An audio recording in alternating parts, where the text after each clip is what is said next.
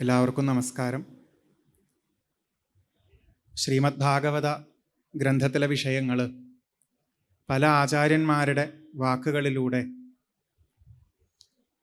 കേൾക്കാൻ സാധിക്കുന്ന ഒരു സത്രം കഴിഞ്ഞ കുറേ ദിവസങ്ങളിലായിട്ട് ഈ ഒരു ക്ഷേത്ര സന്നിധിയിൽ നടന്നു വരുന്നു. ഇന്നതിൻ്റെ അവസാനത്തെ ദിവസമാണ്. അടുത്ത ഏകദേശം 1 മണിക്കൂർ സമയം കൊണ്ട് ശ്രീമദ് ഭാഗവത ഗ്രന്ഥത്തിലെ അവസാന ഭാഗത്ത് കാണുന്ന ചെറിയൊരു കഥയാണ് നമുക്ക് അനുസ്മരിക്കാനുള്ളത്.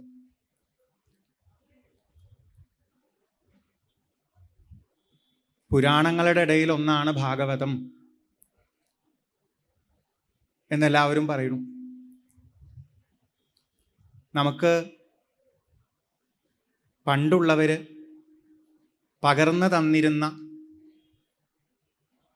പലതരത്തിലുള്ള അറിവുകളും ഇങ്ങനെ ഉപനിഷത്തുകളിലും പുരാണങ്ങളിലും ഇതിഹാസങ്ങളിലും ഒക്കെയായിട്ട് നിറഞ്ഞു നിൽക്കുക. അധികവും സംസ്കൃത ഭാഷയിലാണ്. ഈ ശ്രീമദ് ഭാഗവതവും സംസ്കൃത ഭാഷയിൽ രചിക്കപ്പെട്ട ഒന്ന്. കുട്ടികളുടെയൊക്കെ ഒരു പാഠപുസ്തകം തുറന്നു നോക്കിയാൽ കാണുന്നത് പോലെ കുറേ ഭാഗങ്ങളായിട്ട് ഇതിനെ തിരിച്ചിട്ടൊക്കെ ഉണ്ട്. ഒരു 12 വലിയ ഭാഗങ്ങളിലായി 335ഓളം അധ്യായങ്ങളിലായിട്ട് കുറേ സംസ്കൃത ശ്ലോകങ്ങളാണ് ഇതിൽ കാണുന്നത്. ഇതൊന്ന് തുറന്ന് വായിക്കാൻ തുടങ്ങുമ്പോൾ കുറേ വലിയൊരു ഗ്രന്ഥമൊക്കെ കണ്ടു കഴിഞ്ഞാൽ മടി വരും നമുക്ക്. ഇപ്പം പണ്ടുള്ളവരുടെ ഒരു രീതി എന്താണെന്ന് ചോദിച്ചാൽ, ഒരു ഗ്രന്ഥം അവർ രചിക്കുമ്പോൾ അതിൻ്റെ തുടക്കം തന്നെ ഇതെന്തിനു വേണ്ടിയാണ് എന്നൊന്ന് പറഞ്ഞു തരും. നമുക്കും ഈ ഭാഗവത ഗ്രന്ഥം തുറന്നു നോക്കുമ്പോൾ ആദ്യം കാണാൻ പറ്റണത് അങ്ങനെ ഒരു വിഷയം സൂചിപ്പിച്ചിരിക്കണത്. സംസ്കൃത ഭാഷയിലെ കുറേ ശ്ലോകങ്ങൾ നിറച്ചു വെച്ചിട്ട് എന്താണ് പണ്ടുള്ളവർ ഈ ഒരു ഗ്രന്ഥത്തിലൂടെ പകർന്നു തന്നത് എന്ന് ചോദിച്ചാൽ ഒരു പരമമായ ധർമ്മമാണ് അത്ര. ധർമ്മം കുറച്ച് വലിയ വാക്കാണ്, ചില പ്രത്യേക സന്ദർഭങ്ങളിലേ നമ്മൾ ഉപയോഗിക്കാറുള്ളൂ. പക്ഷെ എന്നാലും അമ്മയുടെ ധർമ്മം, അച്ഛൻ്റെ ധർമ്മം, മകൻ്റെ ധർമ്മം എന്നൊക്കെ പറയുമ്പോൾ എന്തോ അവർ ചെയ്യേണ്ട കാര്യങ്ങൾ, ചെയ്യരുതാത്ത കാര്യങ്ങൾ, അവർ പാലിക്കേണ്ട ചില മര്യാദകൾ, ഇതിനെയൊക്കെ സൂചിപ്പിക്കാനായിട്ടാണ് നമ്മൾ ധർമ്മം എന്നുള്ള വാക്ക് ഉപയോഗിക്കാറുള്ളത്. ഇപ്പം ചുരുക്കം പറഞ്ഞാൽ ഈ ജീവിതത്തിൽ ഏതൊരാൾക്കും പാലിക്കാനുള്ള ഒരു ധർമ്മം,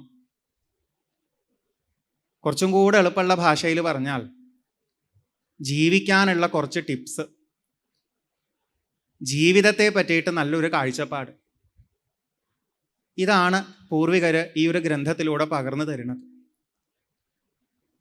അപ്പോൾ നമുക്ക് തോന്നും പണ്ടത്തെ കാലം പോട്ടെ, ഇന്നത്തെ കാലത്ത് നോക്കിക്കഴിഞ്ഞാൽ ഓരോരുത്തർക്കും ഓരോ കാഴ്ചപ്പാടാണ് ജീവിക്കാൻ. പല സ്ഥലങ്ങളിലും പല സാഹചര്യങ്ങളിൽ ജീവിക്കുന്നവർക്കും പലതരം കാഴ്ചപ്പാടുകളാണ്. മതങ്ങൾ എന്നുള്ള പേരിലും ജീവിത ശൈലികൾ എന്നുള്ള പേരിലും ഒക്കെ പലതരത്തിൽ ആശയങ്ങൾ നമ്മുടെ മുന്നിലേക്ക് വരുന്നുണ്ട്. എളുപ്പത്തിൽ 1-2 എണ്ണം പറയുകയാണെന്ന് വെച്ചാൽ, ആകെ ഒരൊറ്റ ജീവിതമേ ഉള്ളൂ, എപ്പോഴാ തട്ടിപ്പോവാന്നറിയില്ല, അതുകൊണ്ട് എന്തും കാണിച്ച് ജീവിക്കുക നല്ലത് എന്ന് പറയുന്ന ആൾക്കാരുണ്ട്. അവർക്ക് ആരെ പറ്റിച്ചാലും വെട്ടിച്ചാലും ഉപദ്രവിച്ചാലും വിഷയമില്ല. അവർക്ക് അവരുടെ സന്തോഷം നേടണം. നാളെ ഷുഗർ വന്ന് കരുതിയിട്ട് ഇന്നെന്തെങ്കിലും കഴിക്കാണ്ടിരിക്കാനൊന്നും പറ്റില്ല. ആകെ കുറച്ച് കാലം അവിടെ ജീവിക്കണത്, ഉള്ള കാലം സന്തോഷമായി പൊക്കോട്ടെ എന്ന് വിചാരിക്കുന്നവരുണ്ട്. അതൊരു കാഴ്ചപ്പാടാ. വേറെ കൂട്ടരെന്താ പറയുക, ഒരു ദിവസം മരിച്ചു പോകാനുള്ളതാണ്, പോകുമ്പോൾ ഒന്നും കൊണ്ടുപോകാനൊന്നും പോണില്ല, എന്തിനാ അങ്ങനെ കുറേ മറ്റുള്ളവരെയൊക്കെ പറ്റിച്ചും വെട്ടിച്ചും ഉണ്ടാക്കി കൂട്ടണത്, ഇതൊക്കെ എടുത്തു വെച്ചിട്ട് എങ്ങടാ, ഉള്ള കാലം സ്നേഹത്തോടെ സമാധാനത്തോടെ സന്തോഷത്തോടെ എല്ലാവരോടും നല്ല രീതിയിൽ പെരുമാറി ജീവിക്കുകയാണ് വേണ്ടത് എന്ന് പറയുന്നവരുമുണ്ട്. ഈ 2 കാഴ്ചപ്പാടും നമ്മുടെ ഇടയിൽ തന്നെ ധാരാളം ഉണ്ടല്ലോ. ഏതാ ശരിയെന്ന് പറയാൻ പറ്റുമോ? നമ്മൾ എന്താണോ ഇഷ്ടപ്പെടുന്നത് നമുക്കതാണ് ശരി, അതിനുവേണ്ടി നമ്മൾ വാദിക്കാറുണ്ട്. 10-20 കൊല്ലം വലിയ ആദർശം പറഞ്ഞ് ജീവിച്ച ആള് അത് കഴിഞ്ഞാൽ പിന്നെ അതിൻ്റെ അടുത്ത സ്റ്റെപ്പിലേക്ക് വേറെ ലൈഫ് സ്റ്റൈലായിട്ട് ചിലപ്പോൾ മാറി എന്നൊക്കെ വരും. അന്ന് എതിർത്തതിനെ ഇന്ന് അനുകൂലിച്ചു എന്ന് വരും. ഇതിങ്ങനെ മാറിക്കൊണ്ടിരിക്കും. അപ്പം ഇങ്ങനെ പല കാഴ്ചപ്പാടുകൾ ഇന്നും നിലനിൽക്കുന്നതിൻ്റെ ഇടയിൽ ഈ ഒരു ഗ്രന്ഥത്തിൽ പറയുന്ന ഈ ഒരു ജീവിത കാഴ്ചപ്പാട് നമ്മൾ മനസ്സിലാക്കിയിട്ട് എന്താ പ്രയോജനം എന്നൊരു ചോദ്യമുണ്ട്. അപ്പം അതും കൂടെ അവരിതിൻ്റെ കൂട്ടത്തിൽ സൂചിപ്പിക്കുക. ഈ പരമമായ ധർമ്മം നിങ്ങൾ ജീവിതത്തിൽ സ്വീകരിക്കുകയാണെങ്കിൽ നിങ്ങൾക്ക് ജീവിതത്തിൽ ശിവമുണ്ടാവും, താപത്രയങ്ങളും ഇല്ലാണ്ടായി കിട്ടും എന്ന് പറയും. വാക്ക് സംസ്കൃതമാണേ ഉള്ളൂ. മലയാളത്തിൽ മനസ്സിലാക്കിയാൽ നമുക്കൊക്കെ വേണ്ട കാര്യം തന്നെയാണ്. നിറഞ്ഞു നിൽക്കുന്ന സന്തോഷം ഉണ്ടാവും. ശാരീരികവും മാനസികവും ഒക്കെ ആയിട്ട് നമുക്ക് ഉണ്ടാവുന്ന പലതരത്തിലുള്ള അസ്വസ്ഥതകളും ഇല്ലാണ്ടാക്കി തരും. ഭാഗവത ഗ്രന്ഥത്തിലൂടെ പൂർവികര് പറയാൻ ശ്രമിച്ച ജീവിതശൈലി നമ്മൾ മനസ്സിലാക്കി ജീവിതത്തിലൊന്ന് പ്രാവർത്തികമാക്കുകയാണെങ്കിൽ എന്നും നിറഞ്ഞു നിൽക്കുന്ന സന്തോഷത്തോടു കൂടി പലപ്പോഴും അനുഭവിക്കാൻ സാധ്യതയുള്ള പലതരം അസ്വസ്ഥതകളും ഇല്ലാതെയായി ഈ ജീവിതം തൃപ്തിയോടുകൂടി പൂർത്തിയാക്കാം എന്ന് പറഞ്ഞു തരികയാണ്. ഇത് കേട്ടാൽ ചിലർക്കെങ്കിലും ഒരു താല്പര്യം തോന്നാതിരിക്കില്ല. കാരണം പലതുകൊണ്ടും ജീവിതത്തിൽ ബുദ്ധിമുട്ടുകൾ അനുഭവിച്ച് പല പോംവഴികൾ നോക്കിയിട്ടും പിന്നെയും പ്രശ്നങ്ങൾ ഒന്നല്ലെങ്കിൽ മറ്റൊന്നായി മുന്നോട്ട് പോകുന്ന ആൾക്കാർക്ക് ഒന്ന് സ്വസ്ഥത ഉണ്ടാക്കിത്തരും, തൃപ്തി ഉണ്ടാക്കിത്തരും എന്ന് പറഞ്ഞാൽ അതെന്തായാലും അതിൻ്റെ പിന്നാലെ ഒന്ന് പോവാൻ തോന്നും. പക്ഷെ ഒരു കുഴപ്പമുണ്ട്. ഭാഗവതത്തിലൂടെ ഇവർ കാണിച്ചു തരുന്ന ഈ ഒരു വഴിയിൽ നമുക്ക് സന്തോഷം ഉണ്ടാക്കാനും നമുക്ക് തൃപ്തി ഉണ്ടാക്കാനും പുറമേയുള്ള സാഹചര്യങ്ങളെ മാറ്റാനുള്ള വഴിയൊന്നും പറഞ്ഞു തന്നിട്ടില്ല. മാറ്റം എവിടെയാണ് ഉണ്ടാവണത് ചോദിച്ചാൽ നമ്മുടെ തന്നെ ഉള്ളിലാണ്. ഇവർ കാണിച്ചു തരുന്ന പരമമായ ധർമ്മം എന്താണെന്ന് ചോദിച്ചാൽ പരമമായ സത്യത്തെ ഉൾക്കൊണ്ട് ജീവിക്കാം. ജീവിതത്തിൻ്റെ യാഥാർത്ഥ്യം മനസ്സിലാക്കി ജീവിക്കാം. നമ്മളൊക്കെ എവിടം കൊണ്ടൊക്കെയോ സ്വപ്ന ലോകത്തിലാണ് ജീവിക്കണത്. എവിടം കൊണ്ടൊക്കെയോ ജീവിതത്തിൻ്റെ ചില പച്ചയായ സത്യങ്ങൾ എന്ന് നമ്മൾ പറയുന്ന ചില കാര്യങ്ങൾ പലപ്പോഴും മറച്ച് വെച്ചിട്ട് നമ്മുടേതാകുന്ന മനക്കോട്ടകൾ കെട്ടിയിട്ടാണ് നമ്മൾ ജീവിക്കുന്നത്. ഏറ്റവും എളുപ്പത്തിൽ പറയുകയാണെങ്കിൽ നമ്മുടെ അമ്മ, അച്ഛൻ, ഭാര്യ, ഭർത്താവ്, മക്കൾ, സഹോദരങ്ങൾ ഇവരൊക്കെ എല്ലാ കാലത്തും ഉണ്ടാവില്ല എന്നുള്ളതല്ലേ ജീവിതത്തിൻ്റെ യാഥാർത്ഥ്യം ആണ്. എന്നാലും നമ്മൾ ഇന്ന് ഓരോന്ന് ചെയ്യണതും അടുത്ത വർഷത്തേക്കും അതിൻ്റെ അടുത്ത വർഷത്തേക്കും ഒക്കെ പലതും പ്ലാൻ ചെയ്യണതും ഇവരൊക്കെ കുറേ കാലം ഒപ്പം ഉണ്ടാവും എന്ന് സങ്കല്പിച്ചിട്ടാണ്. എങ്ങനെയൊക്കെ എന്തൊക്കെ നേടിയെടുത്താലും ഈ പ്രകൃതിയിൽ ഒന്നും നേരെ നിൽക്കില്ല. എല്ലാം എപ്പോൾ വേണമെങ്കിലും മാറിപ്പോവാവുന്നതാണ് എന്നുള്ളതാണ് യാഥാർത്ഥ്യം. എന്നിട്ട് നമ്മൾ എത്ര സാധനങ്ങളാണ് ഉണ്ടാക്കി വെച്ച് കൂട്ടണത്. അവിടെ നമ്മൾ യാഥാർത്ഥ്യത്തെ മനഃപൂർവ്വം മറച്ചു വെച്ച് നമ്മുടെ ഒരു സങ്കല്പങ്ങളിലൂടെയാണ് ജീവിക്കണം. ആ സങ്കല്പങ്ങളിലൂടെ ജീവിച്ചാൽ നിങ്ങളുടെ പ്രശ്നങ്ങൾ തീരില്ല. യാഥാർത്ഥ്യം ഉൾക്കൊണ്ടാൽ സന്തോഷമായിട്ട് ജീവിക്കാൻ പറ്റും. യാഥാർത്ഥ്യം ഉൾക്കൊള്ളുന്നവനെ സന്തോഷമായിട്ട് ജീവിക്കാൻ പറ്റുള്ളൂ. യാഥാർത്ഥ്യത്തിലെ എന്നും നിലനിൽക്കുന്ന സന്തോഷം ഉണ്ടാവുള്ളൂ. സ്വപ്നത്തിൽ ഇടക്കാലത്ത് കിട്ടുന്ന സന്തോഷം ഉണ്ടാവുള്ളൂ. കുറച്ച് കഴിഞ്ഞാൽ അത് വലിയ പ്രശ്നങ്ങളായിട്ട് മാറും. ഭാഗവത ഗ്രന്ഥം തുടക്കത്തിൽ ഇതാണ് പറഞ്ഞു തരുന്നത്. ജീവിത യാഥാർത്ഥ്യം ഉൾക്കൊണ്ടുകൊണ്ട് ജീവിക്കാനുള്ള ചില വഴികൾ ഞങ്ങളിവിടെ പറഞ്ഞു തരുന്നു. എങ്ങനെയാ പറഞ്ഞു തരണത്? കഥകളിലൂടെയാണ് പറഞ്ഞു തരുന്നത്. വെറുതെ ഉപദേശമായിട്ട് തന്നാൽ ചില വിഭാഗം ആൾക്കാർക്കെങ്കിലും അത് ഉള്ളിൽ അത്രയ്ക്ക് തട്ടില്ല എന്നുള്ളത് കൊണ്ട് കഥാപാത്രങ്ങളെ വെച്ച് പലതരത്തിലുള്ള സാഹചര്യങ്ങളെ കാണിച്ചു തന്ന് നമ്മളിലേക്ക് എത്തിക്കും.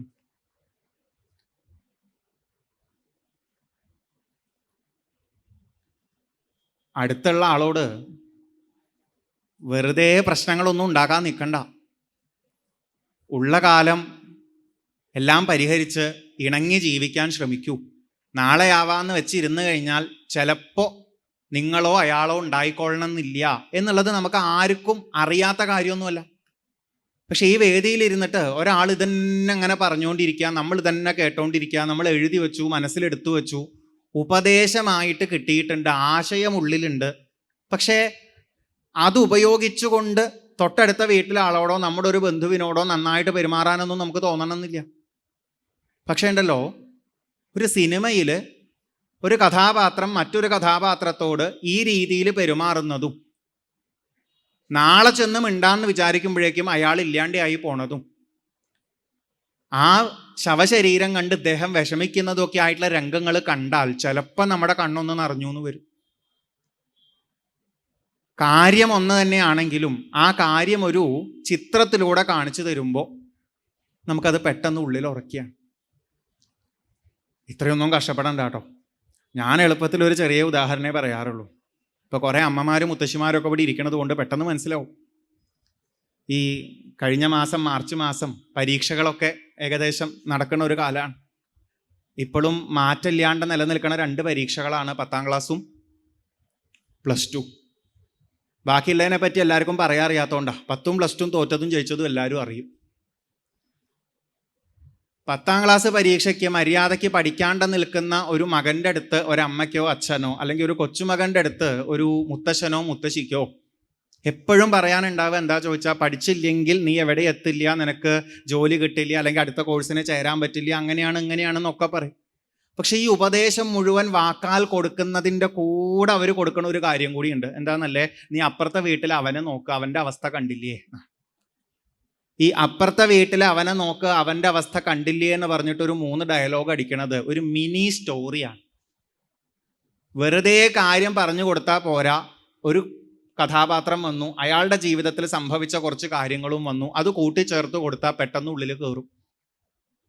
ഇതുപോലെയാ കല്യാണം. 26-27 വയസ്സായിട്ട് മകൻ്റെ കല്യാണം ആലോചിക്കാണ്ട് ഏതെങ്കിലും ഒരു അമ്മ നിൽക്കണുണ്ടെങ്കിൽ മറ്റേ അമ്മ വന്നിട്ട് 2 ഡയലോഗ് അടിക്കുകയായി. ഞങ്ങളുടെ നാട്ടിൽ ഇതുപോലെ 26-27 ആയിട്ടും ആലോചന തുടങ്ങണ്ടാം, എല്ലാം മതി എന്നൊക്കെ വിചാരിച്ചിരുന്നവരുണ്ടായിരുന്നു. ഇപ്പം 4-5 കൊല്ലമായിട്ട് ആലോചിച്ചുകൊണ്ടിരിക്കുക. ഇത്രേ വേണ്ടൂ. ഇത് വെറുതെ പറഞ്ഞാൽ ചിലപ്പോൾ കേൾക്കില്ല. പക്ഷെ അവിടെ അങ്ങനെ ഒരാളുണ്ട്, അയാൾക്ക് അങ്ങനെ സംഭവിച്ചു എന്ന് കേട്ടാൽ നമ്മുടെ ഉള്ളിൽ പിന്നെയും തട്ടും. നമ്മളൊക്കെ കഥകളിലൂടെയാണ് ജീവിക്കുന്നത്. നമ്മുടെ ഉള്ളിൽ കാര്യങ്ങൾ ഉറയ്ക്കുന്നതും പലതും മാറുന്നതും ഒക്കെ കഥകളിലൂടെയാണ്. കഥ എന്ന് പറയുമ്പോൾ ആരോ ഉണ്ടാക്കിയത് എന്ന അർത്ഥമില്ല. എവിടെയെങ്കിലും സംഭവിച്ചതിനെ അതേപോലെ പറയണത് ഒക്കെ ആ രീതിയിൽ ഉൾക്കൊള്ളും. ഇപ്പം ഭാഗവത ഗ്രന്ഥവും ചെയ്യണത് ഇതാണ്.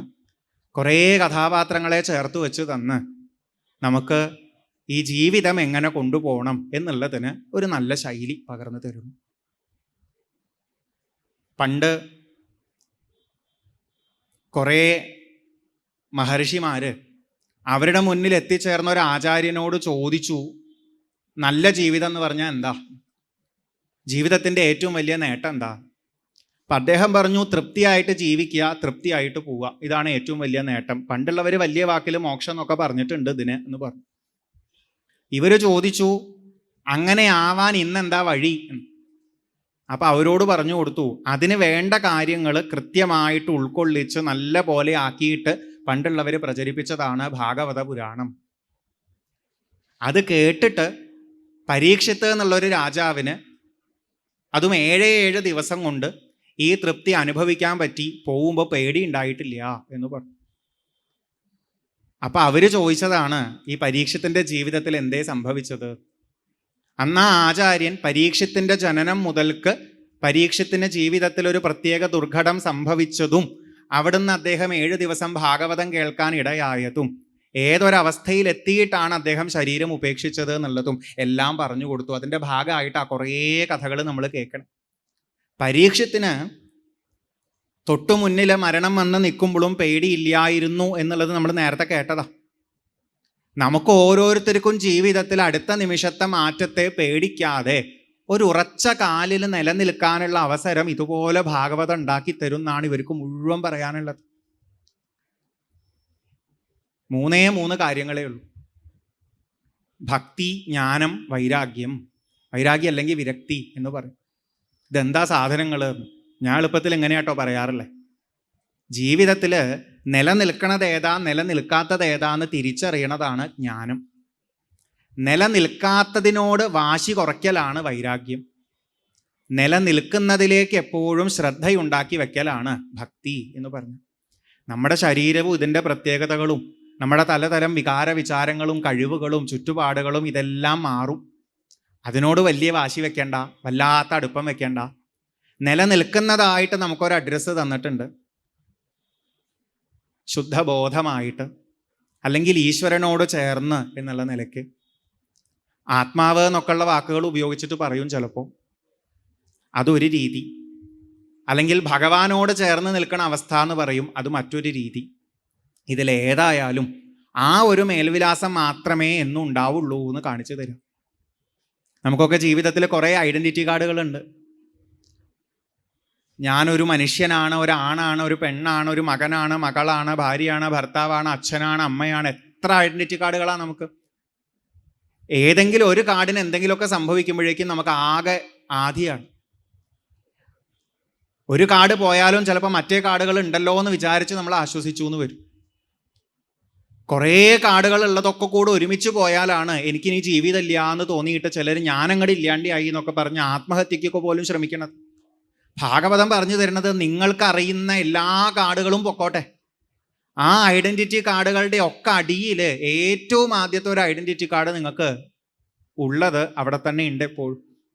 വല്ല കെയർ ഓഫ് നാരായണൻ എന്നോ കെയർ ഓഫ് ഹരി എന്നോ ഉപയോഗിക്കാൻ പറ്റുമെങ്കിൽ അങ്ങനെ ഉപയോഗിച്ചോളൂ. ഇനി അതല്ല, ചിദാനന്ദ രൂപ ശിവോഹം ശിവോഹം എന്നൊക്കെ തന്നെ പേര് കൊടുക്കണം എന്നുണ്ടെങ്കിൽ അങ്ങനെയും പേര് കൊടുത്തോളൂ.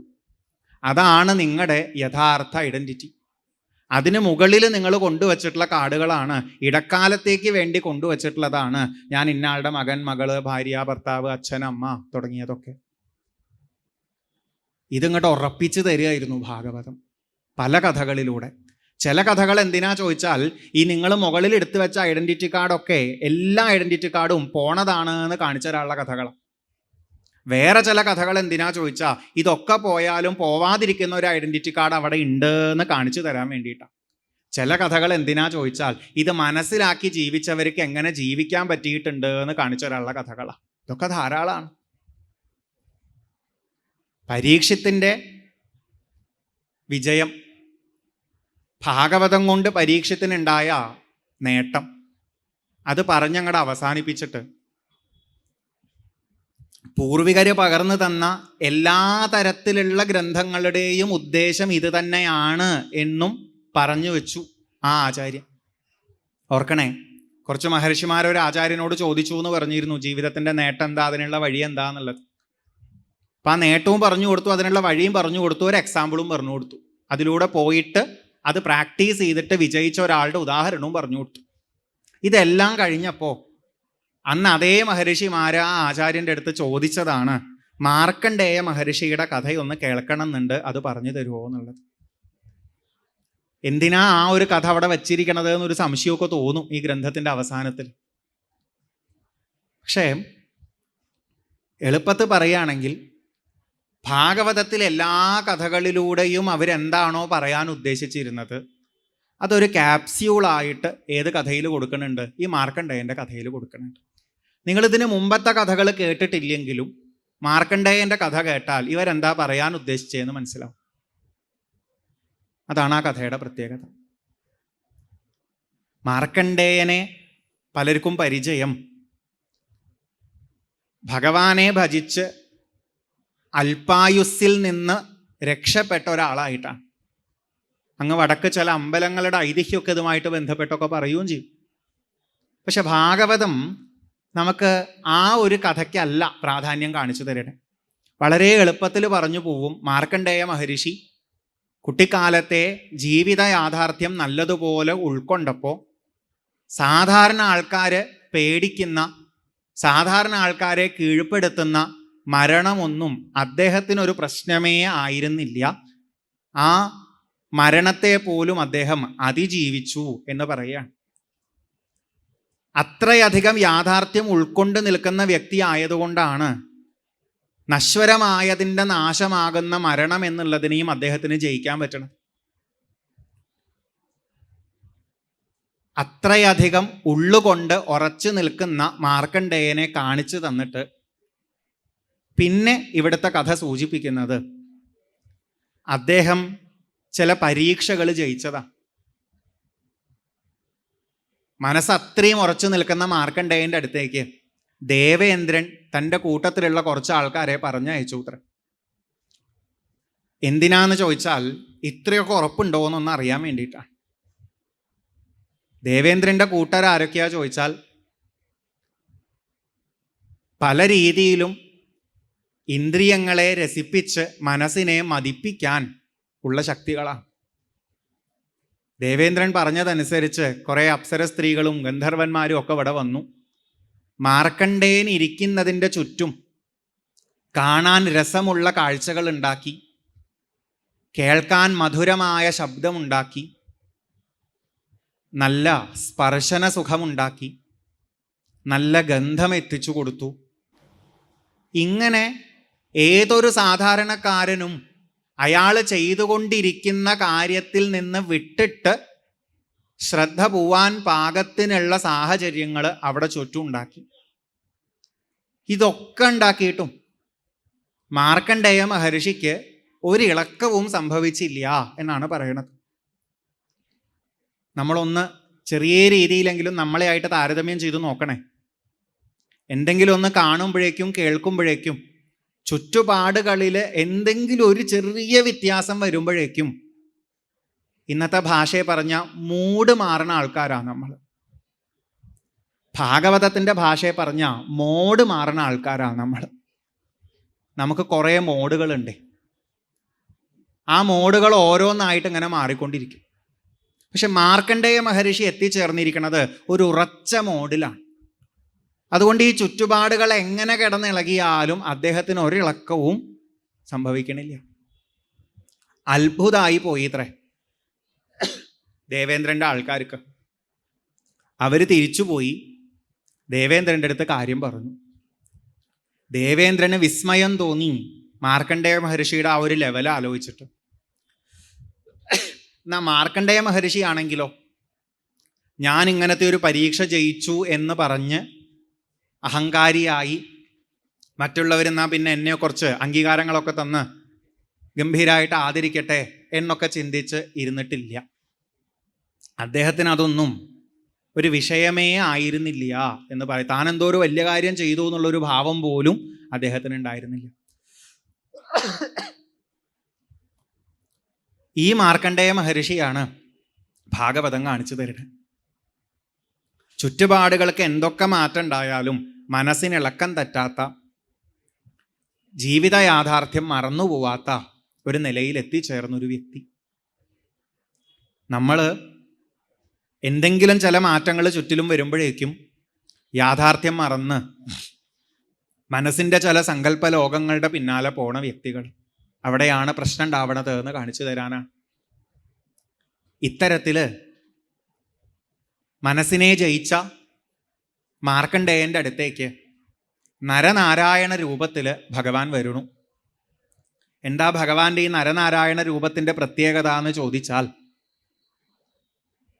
മനസ്സിനെ അടക്കി എങ്ങനെ മുന്നോട്ട് പോകണമെന്ന് ലോകത്തിന് കാണിച്ചു കൊടുത്ത ഭഗവാന്റെ അവതാര ഭാവങ്ങളാണ് നരനാരായണ ഭാവങ്ങൾ. അവര് മാർക്കണ്ഡേയന്റെ മുന്നിൽ വന്നു.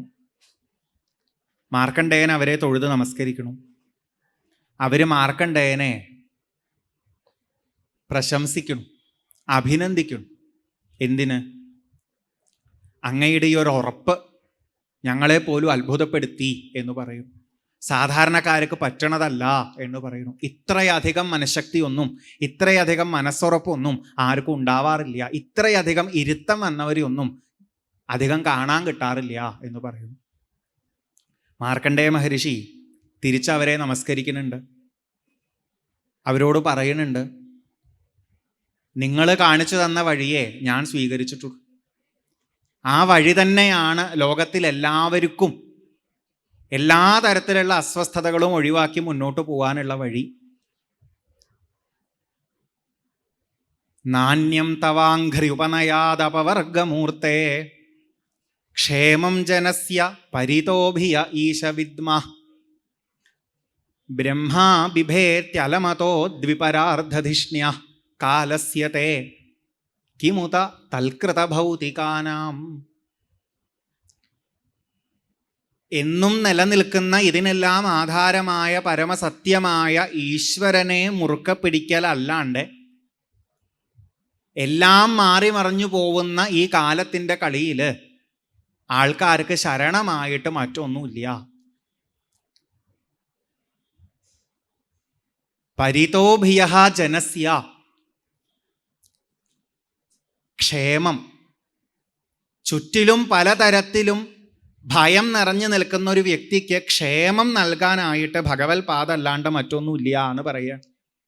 നമ്മൾ നേരത്തെ പറഞ്ഞ ഭാഷയിൽ പറയുകയാണെങ്കിൽ ഏത് ഐഡൻറ്റിറ്റി കാർഡ് എടുത്തു നോക്കിയാലും അത് എപ്പോൾ വേണമെങ്കിലും എക്സ്പയർ ആയി പോവാവുന്നതാണ് എന്ന് ആലോചിക്കുമ്പോൾ ജീവിതത്തിൽ വരുന്ന ഭയം വല്ലാത്തൊരു കഷ്ടല്ലേ മനുഷ്യൻ്റെ എന്ന് ആലോചിച്ച് നോക്കൂ. ജനിച്ചാൽ മരിക്കണം. ബന്ധങ്ങൾ തുടങ്ങി വെച്ചാൽ ഒരു ദിവസം പോവും. എന്ത് സാധനം കൊണ്ടുവച്ചാലും ഒരു ദിവസം ഇല്ലാണ്ടാവും. വെറുതെ അല്ല പണ്ടൊരാൾ പറഞ്ഞത്, എന്നാൽ പിന്നെ ഇതിലും ഭേദം ജനിക്കാണ്ടിരിക്കുകയായിരുന്നു, എന്നാൽ പിന്നെ മരിക്കുമെന്ന് ആലോചിച്ചിട്ടുള്ള പേടിയെ വേണ്ടിയിരുന്നില്ലല്ലോ എന്നുള്ളത്. ഇപ്പം എന്തൊരു കഷ്ടമാണ് നമ്മുടെ അവസ്ഥ എന്ന് ആലോചിച്ച് നോക്ക്. എന്തിനോ വേണ്ടി ഇവിടെ വന്ന് പെട്ടതുപോലെ ആരോ ഇവിടെ കൊണ്ട് ഇട്ടിട്ടുണ്ട്, ഇനി കുറേ കാലം കഴിഞ്ഞാൽ നീ പോവും, അതെന്നും ആലോചിച്ച് നീ പേടിച്ചോണ്ടിരുന്നോ?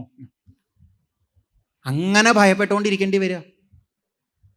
നല്ല പോലെ അറിയാം എല്ലാം മാറും എന്നുള്ളത്, അത് അറിഞ്ഞുകൊണ്ട് പേടിച്ച് ജീവിക്കേണ്ടി വരും. ആ അവസ്ഥയിലിരിക്കുന്ന ആൾക്ക് നേരെ തിരിച്ച് ഇതെല്ലാം മാറുന്നതാണെന്ന് അറിഞ്ഞുകൊണ്ട് തന്നെ മാറാത്ത ഒന്നിനെ മുറുക്ക പിടിച്ച് ഉള്ള കാലം നന്നായി പോവാനുള്ള വഴിയാണ് പൂർവികർ കാണിച്ചു തരുന്നത്. പരീക്ഷത്ത് ചോദിച്ചിരുന്നത് ശ്രീശുക ബ്രഹ്മർഷിയുടെ അടുത്ത്, എല്ലാം മാറുമെന്ന് അറിഞ്ഞു കഴിഞ്ഞാൽ മനുഷ്യന് പേടിയാണ്, എങ്ങനെയാ പേടിക്കാണ്ടിരിക്കുക? ശ്രീശുക ബ്രഹ്മർഷി പറഞ്ഞു, മാറാത്ത ഒന്നിനെ മുറുക്ക പിടിച്ചോളൂ, മാറണതൊക്കെ മാറണതാണെന്ന് നല്ല പോലെ ആലോചിച്ച് അതിൻ്റെ ഒപ്പം നിന്നോളൂ, ഒരു കുഴപ്പവും ഉണ്ടാവില്ല. ആലോചിച്ച് നോക്കിയാൽ എളുപ്പമൊന്നുമല്ല. അമ്മയും അച്ഛനും ഭാര്യയും ഭർത്താവും മക്കളും ഒക്കെ ഒരു ദിവസം പോണവരാണ് എന്ന് അറിഞ്ഞുകൊണ്ട് അത് നല്ലപോലെ ഉള്ളിൽ ഓർമ്മയിൽ വെച്ച് അവരെ സ്നേഹിച്ച് അവരുടെ ഒപ്പം നിൽക്കുക. ഈ ശരീരത്തിൻ്റെ കാര്യങ്ങളൊക്കെ ചെയ്യുമ്പോൾ നാളെ ഇത് ഉണ്ടാവില്ല എന്ന് അറിഞ്ഞുകൊണ്ട് തന്നെ ഇന്നത് ചെയ്തിട്ട് മുന്നോട്ട് പോകും. പറ്റുമോ നോക്കൂ. നമുക്ക് നമ്മുടെ വീട്ടിലുള്ള ഒരാളെ കണ്ടിട്ട് ഒരു സിനിമയിലെ മരണരംഗം ഓർമ്മ വന്നു കഴിഞ്ഞാൽ തന്നെ പ്രശ്നമാണ്. അപ്പോഴാണ് നമ്മുടെ അടുത്ത് പറഞ്ഞു തരുന്നത്, യാഥാർത്ഥ്യം നല്ലതുപോലെ ഉൾക്കൊണ്ടിട്ട് ഉള്ള കാലം സന്തോഷത്തോടെയും സ്നേഹത്തോടെയും പോവുക, ആസ്വദിച്ച് പോവുക ജീവിതം എന്നുള്ളത്. നമ്മൾ തന്നെ പറയാറില്ലേ, എന്തിനാ വെറുതെ തല്ലുകൂടണത്, ഇത്തിരി കാലമല്ലേ ഉള്ളൂ, ഉള്ള കാലം സന്തോഷമായിട്ട് ജീവിച്ചുകൂടെ? യാഥാർത്ഥ്യം ഉൾക്കൊണ്ട് കഴിഞ്ഞാൽ ഓരോ നിമിഷവും ഈ ഒരു ലീലയുടെ ഭാഗമായിട്ട് ആസ്വദിച്ചേ നമ്മൾ പോവുള്ളൂ. ഒരു കുഴപ്പം ഉണ്ടാവില്ല, ഭയം നമ്മളെ തൊട്ട് തീണ്ടില്ല. പക്ഷെ അതിന് മാറാത്ത ഒന്നിൽ ഉറച്ചു നിൽക്കാൻ പറ്റണം എന്ന് മാത്രമേ ഉള്ളൂ. മാർക്കണ്ഡേയ മഹർഷി അതിൽ നിൽക്കുകയാണ്. ഒരു തരി പോലും അദ്ദേഹത്തിന് ശ്രദ്ധ അതുകൊണ്ട് ഇളകില്ല. ഇത് തന്നെയാണ് എല്ലാവർക്കും ഉള്ള വഴി, ഇത് തന്നെയാണ് നിങ്ങളും കാണിച്ചു തന്നിരിക്കുന്നത്, ഇത് തന്നെയാണ് എല്ലാ സജ്ജനങ്ങളും കാണിച്ചു തന്നിരിക്കുന്നത് എന്ന് മാർക്കണ്ഡേയ മഹർഷി നരനാരായണ രൂപത്തിലുള്ള ഭഗവാന്റെ മുന്നിൽ വെച്ച് പറയും. ഇങ്ങനെ തന്നെ ഞാൻ ഇനിയും തുടർന്ന് മുന്നോട്ട് പോകാൻ അനുഗ്രഹിക്കണേ എന്ന് മാർക്കണ്ഡേയ മഹർഷി അവരോട് പ്രാർത്ഥിക്കുകയും ചെയ്തു. ഇനിയാണ് കേട്ടോ കഥയിലെ ഏറ്റവും വിചിത്രമായിട്ടുള്ള ഒരു രംഗം. മാർക്കണ്ഡേയന്റെ സ്തുതിയൊക്കെ കേട്ട് സന്തോഷിച്ച നരനാരായണ രൂപത്തിലുള്ള ഭഗവാൻ മാർക്കണ്ഡേയനോട് ചോദിച്ചു, എന്തെങ്കിലും വരം വേണമെങ്കിൽ ആവശ്യപ്പെട്ടോളൂ എന്ന് പറഞ്ഞു. മാർക്കണ്ഡേയ മഹർഷി ആലോചിച്ചിട്ട് ആദ്യം പറഞ്ഞത്, നിങ്ങളെ കണ്ട തന്നെ ഏറ്റവും വലിയ വരം, വേറൊന്നും വേണ്ട എന്നാണ്. പക്ഷെ അദ്ദേഹം പിന്നെയും ഒന്നും കൂടെ ആലോചിച്ചപ്പോൾ അദ്ദേഹത്തിന് ഒരു വരം വേണമെന്ന് തോന്നി. അദ്ദേഹം അത് ചോദിച്ചു. ദ്രക്ഷ്യേമായാം യയാ ലോക സപാലോ വേദ സദ്ഭിതാം എന്ന് പറഞ്ഞു. എനിക്ക് മായ എന്താണെന്നൊന്ന് അറിഞ്ഞുകൊള്ളണം എന്നുണ്ട്.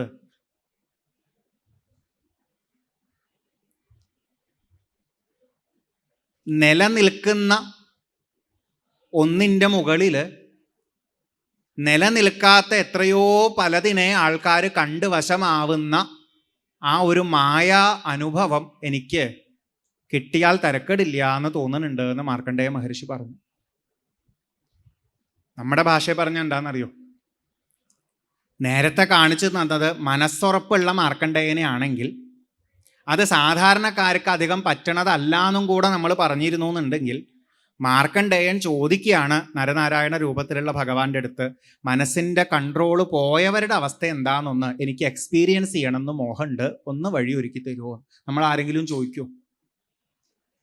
എനിക്ക് നല്ല കൺട്രോളാണ് ദേഷ്യത്തിന്, അത്രയും പിടിച്ചു നിൽക്കും. അത്രയും പിടിച്ചു നിൽക്കുന്ന ഒരു വ്യക്തിക്ക് സത്യം പറഞ്ഞാൽ ജീവിതത്തിൽ അത് ഉപകാരമാണെന്നാണ് തോന്നുക. ദേഷ്യപ്പെടുന്ന പലരുടെയും ബുദ്ധിമുട്ടൊക്കെ കാണുമ്പോഴേ. എന്നാൽ ഇനിയിപ്പോൾ ഒരു കാര്യം ചെയ്യുക, ഈ ദേഷ്യപ്പെട്ട ആളുടെ ബുദ്ധിമുട്ട് എന്താണെന്ന് മനസ്സിലാവണില്ലല്ലോ, അതൊന്ന് എക്സ്പീരിയൻസ് ചെയ്ത് നോക്കാൻ വല്ല വഴിയുണ്ടോയെന്ന് നമ്മൾ ആരെങ്കിലും ചിന്തിക്കും? ദേഷ്യം പോട്ടെ, പെട്ടെന്ന് ടെൻഷൻ അടിക്കണ, പെട്ടെന്ന് തലകറങ്ങി വീഴണ, പെട്ടെന്ന് സങ്കടപ്പെടുന്ന ആൾക്കാരുണ്ട്.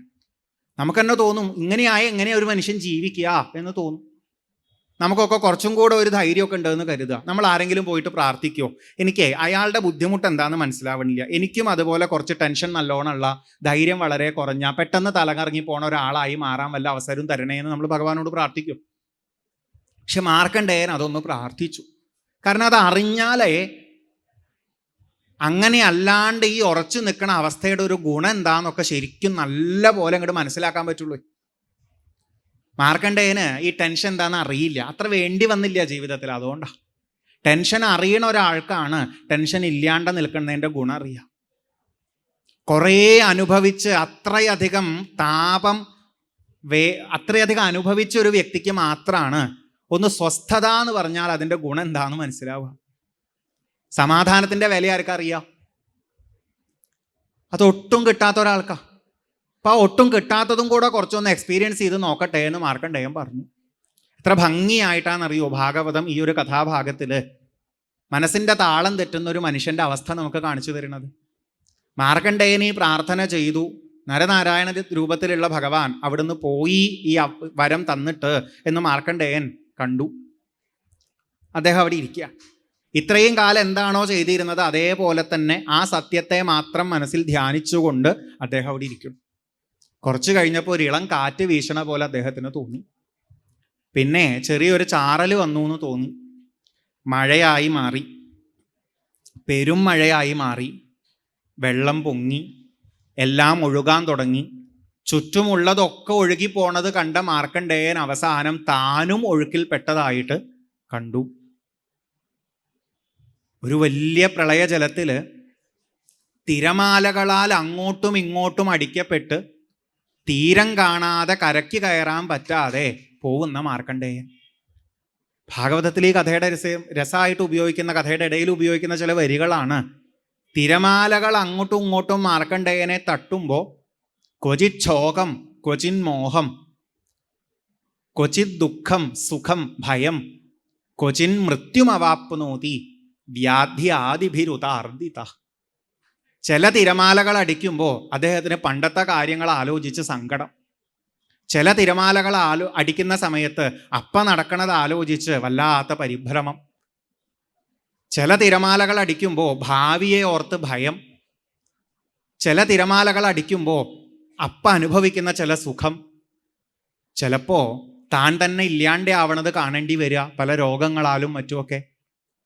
എന്ന് പറഞ്ഞാൽ നമ്മൾ ഇന്ന് ഈ ജീവിതത്തിൽ എന്തൊക്കെ തരത്തിലുള്ള അവസ്ഥകളിലൂടെ കടന്നു പോകുന്നുണ്ടോ ആ അവസ്ഥകളിലൂടെയൊക്കെ മാർക്കണ്ഡേയൻ കടന്നു പോയതായിട്ട് അവിടെ കാണിച്ചു തരിക. ചിലപ്പോൾ സുഖം, ചിലപ്പോൾ ദുഃഖം, ചിലപ്പോൾ ഭയം, ചിലപ്പോൾ ശോകം, ചിലപ്പോൾ മോഹം. ഇങ്ങനെ കര കയറാൻ പറ്റണില്ല. എന്തിനാ അപ്പം കര കയറണത്? ഈ സുഖവും ദുഃഖമൊക്കെ ആയിട്ട് ഇങ്ങനെ ജീവിച്ചാൽ പോരെ? നമ്മുടെ ജീവിതം ഒന്ന് എടുത്തു നോക്കൂ. ഭാഗവതത്തിൽ തന്നെ മറ്റൊരു ഭാഗത്ത് പറയുന്ന ഒരു രംഗമുണ്ട്.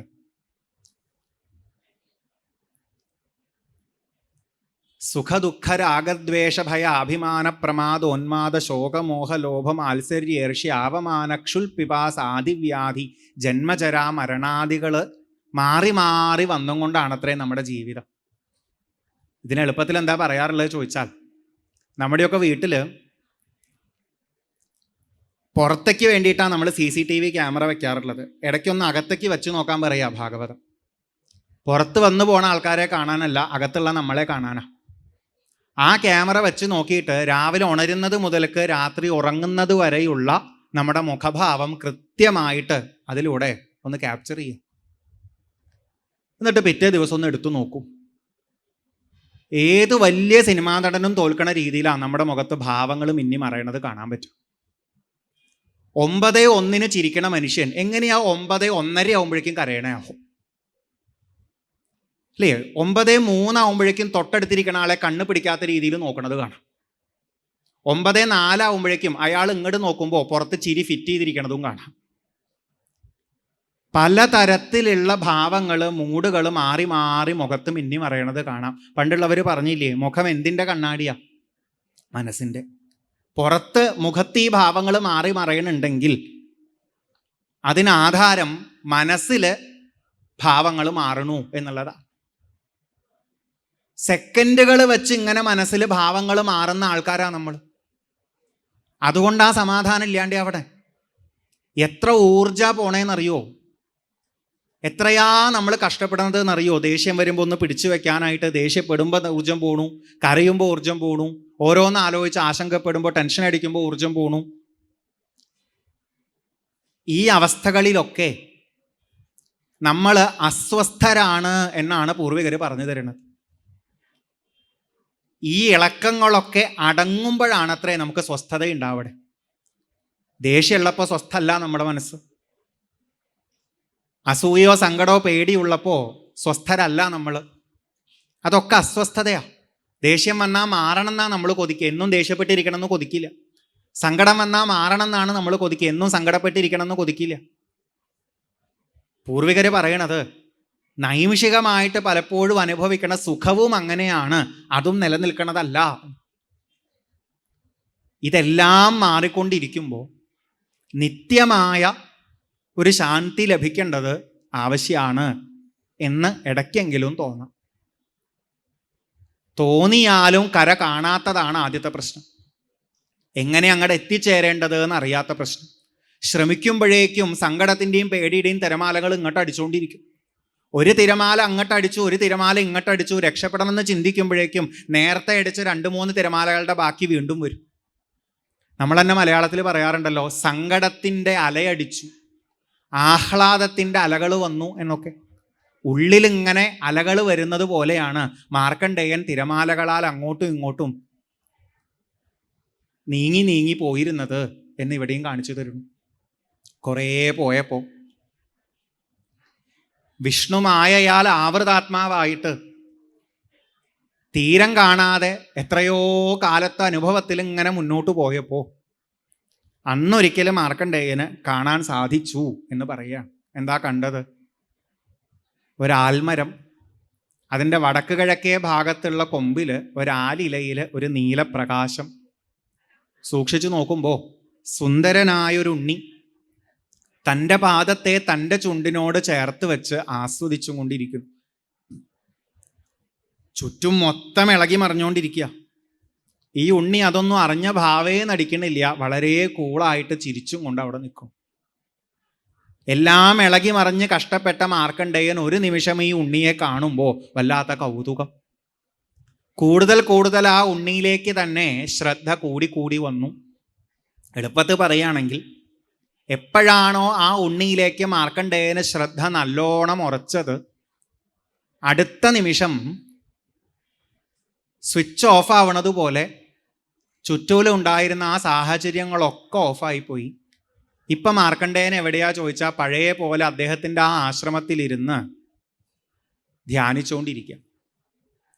വരം തന്നുപോയ നരനാരായണ രൂപത്തിലുള്ള ഭഗവാൻ അപ്പുറത്തെ വളവ് കടന്നിട്ടും കൂടിയില്ല. അതിനിടയിൽ ഒന്ന് മനസ്സിൻ്റെ താളം തെറ്റിയപ്പോഴേക്കും എന്തൊക്കെ അനുഭവങ്ങളാണ് അദ്ദേഹത്തിന് ഉണ്ടായത് എന്ന് അദ്ദേഹം ചിന്തിച്ചു. മനസ്സിലായി, ഇതാണ് ഒരു സാധാരണ ആൾക്ക് ജീവിതത്തിൽ സംഭവിച്ചു പോണത്. എല്ലാവർക്കും ഒരു നിമിഷം യാഥാർത്ഥ്യം മറക്കുമ്പോൾ എത്രയോ തരത്തിലുള്ള വികാരങ്ങളിലൂടെ മനസ്സുണ്ടാക്കുന്ന പലതരത്തിലുള്ള അനുഭവങ്ങൾ നിറഞ്ഞൊരു സിനിമയിലൂടെ നമ്മളിങ്ങനെ പോവുക. ആ സിനിമയിൽ സന്തോഷിപ്പിക്കണ ചില രംഗങ്ങളൊക്കെ ഉണ്ടാവുമ്പോൾ സിനിമ നല്ലതാന്നൊക്കെ തോന്നും.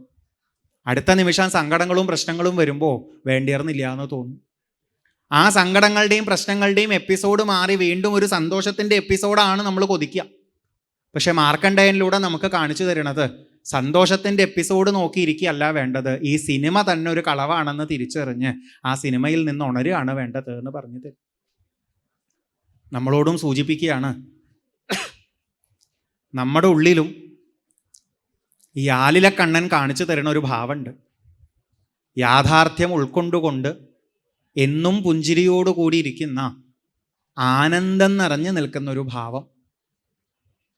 വേണമെങ്കിൽ ഇങ്ങനെ പറഞ്ഞോളൂ, എൻ്റെ ഉള്ളിൽ തന്നെ ഒരു ആനന്ദ സ്വരൂപമുണ്ട്, അതാണ് എൻ്റെ യഥാർത്ഥ മേൽവിലാസം, ഞാൻ അതിനെ ഒന്ന് പിടിക്കട്ടെ. അല്ലെങ്കിൽ പിന്നെ ഇങ്ങനെ പറഞ്ഞോളൂ, എൻ്റെ ഉള്ളിൽ ആനന്ദ സ്വരൂപനാകുന്ന ഒരു ഉണ്ണികൃഷ്ണനുണ്ട്, എനിക്ക് ആ ഉണ്ണികൃഷ്ണനോടൊപ്പം നിന്നാ മതി എന്ന്. ഏത് ഭാഷയിൽ പറഞ്ഞാലും സംഭവം എന്നാണ്. അവിടെ ഒരു കണക്ഷൻ കിട്ടട്ടെ. പിന്നെ നിങ്ങൾ നോക്കിക്കോളൂ, ചുറ്റിലും എന്ത് പ്രളയം സംഭവിച്ചാലും എത്ര തിരമാല അടിച്ചാലും നമുക്ക് ഒരിളക്കവും ഉണ്ടാവില്ല. ഭാഗവതം കാണിച്ചു തരുന്ന ജീവിത രീതി എന്താ? ഈ സത്യത്തെ ഉൾക്കൊണ്ടുകൊണ്ട് ബാക്കിയെല്ലാം മാറണതാണെന്ന് തിരിച്ചറിഞ്ഞ് മുന്നോട്ട് പോവുക. നിങ്ങൾക്ക് ശാരീരികമോ മാനസികമോ ആയ താപങ്ങൾ പിന്നെ ഉണ്ടാവില്ല. കാരണം ആ താപങ്ങളൊക്കെ വരുന്നത് ശാരീരികവും മാനസികവുമായ ഭാവങ്ങൾ സത്യമാണ് എന്ന് ചിന്തിച്ച് നമ്മൾ പോകുമ്പോഴാണ്. ആ ഭാവം മാറിക്കഴിഞ്ഞാൽ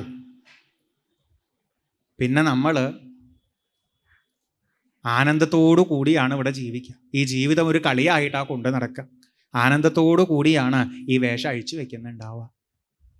മാർക്കണ്ഡേയൻ എത്ര കൃതാർത്ഥതയോട് കൂടിയിട്ടാണെന്നറിയോ അവിടെ സ്വയം ചിന്തിക്കണത്. എളുപ്പമല്ല ഈ അവസ്ഥ. ആൾക്കാരിങ്ങനെ കഷ്ടപ്പെടുന്നതിനിടയിൽ എനിക്കൊന്നിങ്ങനെ സത്യത്തിൽ നിന്ന് കണക്ഷൻ വിടാതെ നിൽക്കാനുള്ള ഭാഗ്യം ലഭിച്ചിട്ടുണ്ടെങ്കിൽ ആ സത്യം എന്നോട് കാണിച്ച കാരുണ്യമാണത് എന്ന് ഉറപ്പിച്ചുകൊണ്ട് അതിനെ ഒന്നും കൂടെ പൂർവാധികം വിനയത്തോടു കൂടി മുറുക്കെ പിടിക്കുകയാണ് മാർക്കണ്ഡേയൻ അവിടെ ചെയ്തിട്ടുള്ളത്. ഇതും നമ്മുടെ പൂർവികർ പറഞ്ഞു തരുന്ന ഒരു പ്രത്യേകതയാണ്. ജീവിത സത്യം അതെവിടെയോ ഉള്ളൊരു സത്യം, നമ്മൾ അതിനെങ്ങനെ അറിഞ്ഞാൽ പോരെ എന്ന് തോന്നും. പക്ഷെ നമ്മുടെ പൂർവികർ പറഞ്ഞു തരണു, ആ സത്യസ്വരൂപത്തിന് ഒരു മിഥ്യാഭാവത്തിൽ നിൽക്കുന്ന നമ്മളോട് തോന്നുന്ന ഒരു കാരുണ്യമുണ്ട്. ആ കാരുണ്യം പാകത്തിനാവുമ്പോഴാണ് ഈ മിഥ്യാഭാവത്തിന് ആ സത്യത്തിനെ ഒന്ന് ഓർമ്മിക്കാനും ഈ മിഥ്യാഭാവത്തെ മെല്ലെ അതിൽ തന്നെ ഒന്ന് ലയിപ്പിക്കാനും സാധിക്കുക. ആ കണക്ഷൻ കിട്ടുന്നവർ സ്വയം തിരിച്ചറിയും എന്നാണ്. എത്ര ഭാഗ്യം ചെയ്തവരാണ്. ഏറ്റവും എളുപ്പമുള്ള ഭാഷയിൽ പറഞ്ഞാൽ, ജീവിതത്തിൽ അത്യാവശ്യമൊക്കെ മനസ്സുറച്ചിട്ടുണ്ടെങ്കിൽ അത് വലിയ ഭാഗ്യമാണെന്ന് അറിഞ്ഞോളൂ. കാരണം ഭൂരിഭാഗം ആൾക്കാരും കഷ്ടപ്പെടുന്നത് അത് കിട്ടാത്തതുകൊണ്ടാണ്. വെറുതെ ഒന്നുമല്ല. 7 ദിവസം ഭാഗവത കഥകൾ കേൾക്കുന്നതിൻ്റെ ഇടയിൽ ഒരു കഥ കേട്ട് കഴിഞ്ഞപ്പോൾ പരീക്ഷത്ത് രാജാവ് ശ്രീശുക ബ്രഹ്മർഷിയോട് പറഞ്ഞു, കോടിക്കണക്കിന് ആൾക്കാർ ഈ ലോകത്ത് ജീവിക്കുന്നുണ്ട്. പലരും എല്ലാവരും എന്താണോ ചെയ്യണേ അതേപോലെയൊക്കെ ചെയ്താൽ മതി എന്ന് ജീവിക്കണവരാ, ചിന്തിച്ച് ജീവിക്കണവരാ. ചുരുക്കം ചില ആൾക്കാർക്ക് ഒന്ന് ആലോചിച്ച് പുതിയ എന്തെങ്കിലും പ്ലാൻ ഉണ്ടാക്കണം എന്ന് തന്നെ തോന്നുന്നുള്ളൂ. ആ പ്ലാൻ ഉണ്ടാക്കണവരിൽ തന്നെ വളരെ ചുരുക്കം ആൾക്കാർക്ക് മാത്രമേ ജീവിതം സന്തോഷം നിറഞ്ഞതാവണം, തൃപ്തി നിറഞ്ഞതാവണം എന്നുള്ളൊരു ലക്ഷ്യം വരണുള്ളൂ. ആ ലക്ഷ്യമുള്ളവരിൽ വളരെ കുറച്ചു പേരെ അതിനു വേണ്ടി പ്രവർത്തിക്കുന്നുള്ളൂ. പ്രവർത്തിക്കുന്നവരിലും വളരെ കുറച്ചു പേർക്ക് അത് കിട്ടാറുള്ളൂ. ചുറ്റിലും യുദ്ധങ്ങളാണെങ്കിലും ചുറ്റിലും നല്ല സാഹചര്യങ്ങളാണെങ്കിലും വേണ്ടാത്ത വികാരങ്ങൾ നിറഞ്ഞു നിൽക്കുന്ന ഒരു അസുരയോനിയിലാണെങ്കിലും ധാരാളം സദ്ഭാവനകൾ നിറഞ്ഞു നിൽക്കാൻ അവസരം കിട്ടുന്ന ഒരു യോനിയിലാണെങ്കിലും സമചിത്തതയോടുകൂടി പ്രശാന്താത്മാവായി സത്യത്തിൻ്റെ കണക്ഷൻ വിടാതെ നിൽക്കാൻ പറ്റുന്നത് അതൊരു ഭാഗ്യം തന്നെയാണ് എന്ന് അന്ന് പരീക്ഷിത്ത് തിരിച്ചറിഞ്ഞ് പറഞ്ഞിട്ടുണ്ട്. ചുറ്റും ചൂട് നിറഞ്ഞു നിൽക്കുമ്പോൾ നമ്മൾ സ്വയം ഉള്ളിലൊരു AC ഫിറ്റ് ചെയ്ത അവസ്ഥയാണ്. അതും വോൾട്ടേജ് പോവാത്ത, ഷോർട്ടാവാത്തൊന്നും, എവർ ലാസ്റ്റിംഗ്. അതിൻ്റെ ഭാഗ്യം ഒന്ന് വേറെയാണ്. മാർക്കണ്ഡേയൻ ആ കിട്ടിയതിനെ ഇനി കളയാൻ ഒരുക്കമല്ല എന്നുള്ള ഭാവത്തോടെ അതിൽ തന്നെ ഉറച്ചു മുന്നോട്ട് പോകും. ഒരു ചിത്രം കൂടെ ഈ കഥ നമുക്ക് കാണിച്ചു തരും. സാക്ഷാൽ മഹാദേവനും പാർവതീദേവിയും കൂടെ ഈ മാർക്കണ്ഡേയനെ കാണുകയാണ്. പാർവതീദേവി മഹാദേവനോട് പറയുന്നു, നോക്കൂ എത്ര നിറവാണ് അദ്ദേഹത്തിൻ്റെ ഉള്ളിൽ, എത്ര സന്തോഷമായിട്ടാണ് ഇരിക്കണേ. ആർക്കെങ്കിലും ഇങ്ങനെയൊക്കെ ഒരു സന്തോഷം ഉണ്ടാവുമോ? നമുക്ക് ചുറ്റും നോക്കുമ്പോൾ എല്ലാം മുഖം ചുളിഞ്ഞ ആൾക്കാരാ. ഇതെങ്ങനെയാ ഇങ്ങനെ നിറഞ്ഞു നിൽക്കാൻ പറ്റണത്? എനിക്കൊന്ന് അടുത്തു പോകണമെന്നുണ്ട് എന്ന് പാർവതി പറയുന്നു. തമാശയ്ക്ക് ഇത്തിരി ഭാവന ചേർത്ത് പറയുകയാണേ, പാർവതി ദേവിയുടെ ഒരു തോന്നലാണേ, ഇതുപോലെ ഓരോരുത്തരുടെ അടുത്ത് പോകണം, അവരെ ചെന്ന് കുറച്ച് നല്ലോണം പ്രശംസിക്കണം, വല്ല വരവും വേണമെന്ന് ചോദിക്കണം, അവരെങ്ങാനും വരം വേണമെന്ന് പറഞ്ഞാൽ ഒരു വരം കൊടുക്കണം, വരം കൊടുക്കണ സമയത്ത് ഒരു ഫോട്ടോ എടുപ്പിക്കണം, പിറ്റേ ദിവസം അത് എല്ലായിടത്തേക്കും എത്തിക്കണം. എന്താ ഫോട്ടോൻ്റെ കൂടെയുള്ള അടിക്കുറിപ്പ്? ഇന്ന ആൾക്ക് വരം കൊടുത്ത ഭഗവതി എന്നാണ്. അങ്ങനെ ഇഷ്ടംപോലെ ആൾക്കാർക്ക് വരദ എന്നുള്ളൊരു പേരും ചേർത്ത് ഭഗവതിക്ക് കുറേ പേരുകളുള്ള പോലെയാണ്. എന്നാൽ ഒന്ന് മാർക്കണ്ഡേയൻ്റെ അടുത്തേക്ക് പോവാന്ന് ചോദിച്ചപ്പോൾ മഹാദേവൻ പറഞ്ഞു, പൂവൊക്കെ കൊള്ളാം, പക്ഷേ ദേവിയുടെ സ്ഥിരം ഉദ്ദേശം ഇവിടെ നടക്കില്ല എന്ന് പറഞ്ഞു. എന്താ ചോദിച്ചാൽ മാർക്കണ്ഡേയൻ്റെ അടുത്ത് ചെന്നിട്ട് എങ്ങനെ കൊത്തി ചോദിച്ചാലും മൂപ്പര് വരം വേണമെന്ന് പറയില്ല എന്നുള്ളതാണ്. കാരണം ഇനി എന്തെങ്കിലുമൊക്കെ ബെറ്ററായിട്ട് വേണമെന്ന് തോന്നണവർക്കല്ലേ വരം ചോദിക്കാണ്ടാവുള്ളൂ. അദ്ദേഹം ഇപ്പോഴേ ഫുള്ളായിട്ടാണ് ഇരിക്കണത് എന്ന് പറഞ്ഞു. എന്നാലും നമുക്ക് കാണാൻ പോവാം, അങ്ങോട്ടൊന്നും കൊടുക്കാൻ വേണ്ടിയിട്ടല്ല, ഈ ഫുള്ളായിരിക്കുന്ന ആൾക്കാരുടെ അടുത്ത് കുറച്ച് നേരം ഇരിക്കണത് തന്നെ വലിയ കാര്യമാണ്. മനസ്സ് നിറഞ്ഞിരിക്കണവരുടെ അടുത്ത് നമ്മൾ പോയിരുന്നാൽ അറിയാണ്ട് നമുക്കും കുറച്ച് നിറഞ്ഞാൽ കുഴപ്പമൊന്നുമില്ല എന്ന് തോന്നൂത്രേ. മഹാദേവനും പാർവതിയും കൂടെ ഇവിടെ വന്നു. മാർക്കണ്ഡേയൻ്റെ ഉള്ളിൽ മഹാദേവൻ തൻ്റെ രൂപം കാണിച്ചു കൊടുത്തു. ഇതെവിടുന്ന് വന്നു മഹാദേവ രൂപം എന്ന് ചിന്തിച്ച് മാർക്കണ്ഡേയൻ കണ്ണ് തുറക്കുമ്പോൾ മുന്നിൽ മഹാദേവനെയും പാർവതിയും പരിവാരങ്ങളോടുകൂടി കണ്ടു. വീണ് നമസ്കരിച്ചു. മഹാദേവനൊന്ന് നോക്കി, എല്ലാവരും വന്നിട്ടില്ലേ? ആൾക്കാരുണ്ടേ, മീഡിയ ഉണ്ട്. മഹാദേവൻ എങ്ങടാ പോണേച്ചാൽ പിന്നാലെ പോവാൻ മീഡിയ ഉണ്ട്. അപ്പം മഹാദേവൻ മാർക്കണ്ഡേയൻ്റെ അടുത്ത് എത്തി എന്ന് അറിഞ്ഞപ്പോഴേക്കും മീഡിയക്കാർ മുഴുവൻ ചുറ്റും വന്ന് നിൽക്കുന്നുണ്ട്. എല്ലാവരും വന്നു റെഡിയായി എന്ന് തോന്നിയപ്പോൾ മാർക്കണ്ഡേയൻ്റെ മുന്നിൽ വെച്ച്, അവരുടെ മുന്നിൽ വെച്ച് മഹാദേവൻ ഒന്ന് രണ്ട് കാര്യങ്ങൾ പറഞ്ഞു. എന്താ പറഞ്ഞത്? ജീവിക്കുകയാണെങ്കിൽ ഇവരെ പോലെ ജീവിക്കണം. ജീവിതത്തിൽ ആരാവാനാണ് കൊതിക്കേണ്ടത് എന്ന് ചോദിച്ചാൽ ഇതുപോലെ ഒരാളാവാൻ കൊതിക്കണം. ആരാവാൻ? ഒരു ബ്രാഹ്മണനാവാൻ, ഒരു സാധുവാവാൻ, ഒരു ഭക്തനാവാൻ എന്നൊക്കെ പറയുന്നു. മാർക്കണ്ഡേയനെ പോലെ ആവാൻ. ഈ വാക്കൊക്കെ പ്രശ്നാട്ടോ, ബ്രാഹ്മണനാവാനാണ് സാധു ആവാനാണ് എന്നൊക്കെ പറഞ്ഞ. പക്ഷേ ബ്രാഹ്മണൻ എന്നുള്ളത് കൊണ്ട്, സാധു എന്നുള്ളത് കൊണ്ടൊക്കെ എന്താണ് നമ്മുടെ പൂർവികർ ഉദ്ദേശിച്ചത് എന്ന് ഈ ഭാഗത്ത് നമുക്ക് കാണിച്ചു തരും. എവിടെയോ ജനിച്ച ഒരാൾ എന്നുള്ള അർത്ഥത്തിലല്ല അതവിടെ പറയണത്. പോട്ടെ, മാർക്കണ്ഡേയനെ പോലെ ആവണം, മാർക്കണ്ഡേയ ഋഷിയെ പോലെ ആവണം എന്ന് പറഞ്ഞാൽ നമുക്ക് എന്താ തോന്നുക? ഞാൻ നേരത്തെ പറഞ്ഞു, ഭാഗവതത്തിലെ എല്ലാ കഥകളുടെയും ഒരു ക്യാപ്സ്യൂളാണ് ഈ കഥയിൽ കാണിച്ചു തരുന്നത് എന്ന്. നമ്മളോട് പറയുകയാണ്, അവസാനം മാർക്കണ്ഡേയ മഹർഷിയുടെ ചിത്രം കാണിച്ചിട്ട് നിങ്ങൾ ഇയാളെ പോലെ ആയിക്കോളൂ എന്നുള്ളത്. നമുക്ക് എന്താ ഒരു ഋഷിയെ പോലെ ആവണം എന്ന് പറഞ്ഞാൽ തോന്നുക? എപ്പോഴോ ആലോചിച്ചപ്പോൾ തോന്നിയതാട്ടോ. ഋഷി എന്നുള്ള വാക്കൊക്കെ കേട്ടാൽ നമുക്ക് ആദ്യം ഓർമ്മ വരിക, കുറേ വർഷങ്ങൾക്ക് മുമ്പ് വല്ല LKG-യിലോ UKG-യിലോ അക്ഷരമാല ആദ്യമായിട്ട് പഠിക്കുമ്പോൾ ആ ഈ ഊ കഴിഞ്ഞ് എന്നുള്ള അക്ഷരം പഠിക്കുമ്പോൾ അതിൻ്റെ ഒപ്പം പഠിച്ച ആദ്യത്തെ വാക്കാണ് ഋഷി. അതിനൊപ്പം കണ്ട ആദ്യത്തെ ചിത്രമാണ് മുടി മേൽപോട്ടും താടി കീഴോട്ടും നീണ്ടു നിൽക്കുന്ന, കയ്യിൽ അവിടെ ഇവിടെ ഓരോന്ന് കെട്ടിയിരിക്കുന്ന, കാഷായ വസ്ത്രം ധരിച്ച, കയ്യൊരു വടിയുടെ മുകളിലും വെച്ച് നിൽക്കുന്ന ഒരു ചിത്രം. കണ്ണ് മിക്കവാറും അടച്ചിട്ടായിരിക്കും. ഋഷിയാവണം എന്നൊക്കെ തോന്നുമ്പോഴേക്കും ആൾക്കാർക്ക് ആദ്യം മനസ്സിൽ വരുന്ന ചിത്രം അതാണ്. അപ്പം നമ്മൾ വിചാരിക്കും ഭാഗവതം പറഞ്ഞു തരുന്നത് നിങ്ങൾ ഈ വേഷത്തിലായിക്കോളൂ എന്ന് പറയണതാണ്. എന്നാൽ അതല്ല. ബ്രാഹ്മണാ സാധവശാന്താഹ നിസ്സംഗാ ഭൂതവത്സലാഹ ഏകാന്തഭക്ത അസ്മാസു നിർവൈരാ സമദർശനാഹ എന്ന് മഹാദേവൻ പറയുന്നു. ഈ മാർക്കണ്ഡേയ ഋഷിയെ പോലെ ഉള്ളവരാരാന്ന് ചോദിച്ചാൽ ശാന്തന്മാരാണ്, ഉള്ള് ശാന്തമായിരിക്കുന്നവരാണ്.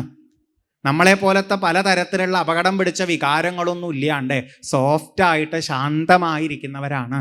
എങ്ങനെയാ അങ്ങനെ ആവാൻ പറ്റണത് ചോദിച്ചാൽ നിസ്സംഗാഹ, വാശി കുറഞ്ഞവരായതുകൊണ്ടാണ്. വാശി ഇല്ലാത്തത് കൊണ്ട് തന്നെ ചുറ്റുമുള്ളവരോട് അവർക്ക് എന്നും സ്നേഹമാണ് എന്ന് പറയുന്നു. ഇത് മൂന്നും നമുക്കുണ്ടോയെന്ന് ആലോചിച്ച് നോക്കൂ. ഉള്ളു ശാന്താണോ? അല്ല. കാരണം എന്താ? വാശി നല്ലോണം ഉണ്ട്. ആ വാശി ഉള്ളത് കൊണ്ട് തന്നെ ചുറ്റുമുള്ളവരെ നമ്മൾ മാക്സിമം ബുദ്ധിമുട്ടിക്കുന്നുണ്ട്, നല്ലോണം ബുദ്ധിമുട്ടിക്കുന്നുണ്ട്. ഒരിക്കലും നമുക്ക് നമ്മുടെ വാശി ഒന്ന് അടക്കി നിർത്തി എല്ലാവരുടെ ഒപ്പം നിൽക്കാൻ പറ്റില്ല എന്നുള്ളത് വല്ലാത്തൊരു പ്രശ്നം. ഇവർക്ക് അങ്ങനെ പറ്റും. എന്തുകൊണ്ട് പറ്റണമെന്ന് ചോദിച്ചാൽ പല ഭാവങ്ങളിൽ പൂർവികർ കാണിച്ചു തന്നതാണെങ്കിലും അതിനെല്ലാം ആത്യന്തിക ഭാവം ഒന്ന് തന്നെയെന്ന് തിരിച്ചറിഞ്ഞ് ആ പരമസത്യസ്വരൂപത്തിൽ ശ്രദ്ധയുറച്ചവരാണ്. അതുകൊണ്ട് തന്നെ എല്ലാവരെയും ഒരേ ശക്തിയുടെ പല ഭാവങ്ങൾ എന്ന് കാണാൻ പറ്റുന്നത് കൊണ്ട് പുറമേക്ക് എങ്ങനെയുള്ളവരായാലും അവരോട് ആരോടും വൈരമോ വിദ്വേഷമോ ഇല്ലാത്തവരാണ്. സമദർശനാഹ, സകലരെയും ജീവിതത്തിലെ സകല സാഹചര്യങ്ങളെയും ഒരേ ഭാവത്തിൽ കണ്ടുകൊണ്ട് നിൽക്കാൻ പറ്റുന്നവരാണ്. ഭാഗവതം ഉയർത്തിപ്പിടിച്ച് കാണിച്ചു തരുന്ന ഒരു റോൾ മോഡൽ ആരാ? സ്വന്തം മനസ്സ് അടങ്ങിയവര്, മറ്റുള്ളവരെ ബുദ്ധിമുട്ടിക്കാത്തവർ. ശ്രദ്ധിക്കണേ, ഈ രണ്ടില് ഏതെങ്കിലും ഒന്ന് പറ്റണവരാ നമ്മളൊക്കെ. ഒന്നുകിൽ മറ്റുള്ളവരെ ഞാൻ ബുദ്ധിമുട്ടിക്കില്ല എന്ന് പറയും, എന്നിട്ടോ എല്ലാം ഞാൻ സഹിച്ചോളാം എന്ന് പറയും. കുറേ മാസം കഴിഞ്ഞാൽ ഒക്കെ കൂടെ ഒരുമിച്ച് പുറത്തേക്കിടും. അല്ലെങ്കിൽ ഞാൻ ബുദ്ധിമുട്ടില്ല എന്ന് ഉറപ്പിക്കും, ബാക്കിയുള്ളവരെ മുഴുവൻ അതിനു വേണ്ടി ബുദ്ധിമുട്ടിക്കും. ഭാഗവതം കാണിച്ചു തരുന്ന റോൾ മോഡല്, നിനക്കും ഉള്ളിൽ തൃപ്തി, നിന്നെ കൊണ്ട് മറ്റുള്ളവർക്ക് ഒരു ഉപദ്രവവും ഇല്ല. ഇതാണ് ഒരു മനുഷ്യന് എത്തിച്ചേരാവുന്ന ഏറ്റവും ഉയർന്ന നിലയായിട്ട് പറഞ്ഞു തരുന്നത്. ലോകത്തിന് ചെയ്തു കൊടുക്കാവുന്ന ഏറ്റവും വലിയ ദാനം എന്താണെന്ന് ഉദ്ധവൻ ശ്രീകൃഷ്ണ ഭഗവാന്റെ അടുത്ത് ചോദിച്ചപ്പോൾ ഭഗവാൻ പറഞ്ഞ മറുപടി എന്താണെന്നല്ലേ? ദണ്ഡന്യാസ പരം ദാനം. എന്താ ഏറ്റവും വലിയ ദാനം? നമ്മളങ്ങോട്ട് തുടങ്ങുക ഈ അന്നദാനം, വസ്ത്രദാനം എന്നൊക്കെ പറഞ്ഞിട്ട്. ഭഗവാൻ പറഞ്ഞ ഏറ്റവും വലിയ ദാനം എന്താണെന്നറിയോ? ബുദ്ധിമുട്ടിക്കാതിരുന്നാൽ മതി. നിങ്ങൾ ഒരാൾക്ക് ഒന്നും കൊടുക്കണ്ട, അവർക്ക് പ്രശ്നം ഉണ്ടാക്കാതെ ഒതുങ്ങിക്കൂടാൻ നിങ്ങൾക്ക് പറ്റുകയാണെന്ന് വെച്ചാൽ നിങ്ങളാണ് ഈ ലോകത്തെ ഏറ്റവും വലിയ ഉപകാരം ചെയ്യുന്ന ആള് എന്ന് പറഞ്ഞിട്ടുണ്ട്. സന്യാസിയും ഋഷിയും ഭക്തനും ജ്ഞാനിയും ഒക്കെ ആയിട്ട് പൂർവികര് പല രീതിയിൽ കാണിച്ചു തന്ന ചിത്രങ്ങളൊക്കെ ഇതുപോലെ ജീവിക്കുന്നവരെ പറ്റിയിട്ടാണ്. അതുപോലെ ആവണം എന്നാണ് മാർക്കണ്ഡേയനെ കാണിച്ചും പറയണേ. ആരാ പറയണത്? മഹാദേവൻ. അവിടെ കൂടി നിന്ന് എല്ലാവരോടും കഴിഞ്ഞില്ല, അങ്ങയൊക്കെ കാണാൻ പറ്റിയത് ഭാഗ്യാണ്, മിണ്ടാൻ പറ്റിയത് ഭാഗ്യാണ്, അങ്ങയുടെ ഒപ്പം നിൽക്കാൻ സാധിച്ചതൊക്കെ ഭാഗ്യാണ്. നിങ്ങളെപ്പോലെ ഉള്ളവര് ഒരു നിമിഷം തൻ്റെ ഒപ്പം നിൽക്കുന്നവര് എത്ര കാലങ്ങളിൽ എന്തൊക്കെ ആചാര അനുഷ്ഠാനങ്ങൾ ചെയ്തിട്ട് പോലും മനസ്സ് നേരെയാവാത്തവരാണെങ്കിൽ കൂടി അവരെ പെട്ടെന്ന് നേരെയാക്കുന്നാണ് പറയുന്നത്. നമുക്ക് മറ്റെല്ലാ ആചാര അനുഷ്ഠാനങ്ങളെക്കാൾ കിട്ടാത്ത ഒരു മനസ്സിൻ്റെ മാറ്റം ചിലപ്പോൾ കിട്ടുന്നത് അത്തരത്തിലുള്ള ഒരു വ്യക്തിയുടെ കൂടെ ഒരു നിമിഷം ചെലവഴിക്കുമ്പോഴാവും എന്ന് പറഞ്ഞു തരാം. അങ്ങനെയുള്ളവരെയാണ് ആരാധിക്കേണ്ടത് എന്ന് കാണിച്ചു തരികയാണ്. മാർക്കണ്ഡേയൻ്റെ അടുത്ത് ഇത്രയും പറഞ്ഞു വെച്ചിട്ട് മഹാദേവൻ ചോദിച്ചു, വരം വേണമെങ്കിൽ പറഞ്ഞോളൂ കേട്ടോ. മാർക്കണ്ഡേയൻ തൊഴുത് നമസ്കരിച്ചിട്ട് മറുപടി കൊടുത്തത് എന്താണെന്നല്ലേ? ഇതിപ്പോൾ എന്താ കഥ? എന്നമന്തി ഈശിതവ്യാനി സ്തുവന്തി ജഗദീശ്വരാഹ. ഞാൻ റോൾ മോഡലായിട്ട് കാണുന്ന അങ്ങ് എല്ലാവരുടെയും മുന്നിൽ വെച്ച് അങ്ങയുടെ കീഴിലുള്ള എന്നെ പൊക്കി പറയാം, എന്നെ പ്രശംസിക്കാം. എന്തിനു വേണ്ടിയിട്ടാ? അത് ലോകത്തിന് ഒരു മാതൃക കാണിച്ചു കൊടുക്കാൻ വേണ്ടിയിട്ടാണ്. മഹാദേവൻ ഒരു സാധാരണക്കാരനെ പോലെ നിന്ന് മാർക്കണ്ഡേയനെ പ്രശംസിച്ച് കാണിച്ചത് മാർക്കണ്ഡേയനെ ഒന്ന് സർട്ടിഫൈ ചെയ്തു കൊടുത്തതാണ്.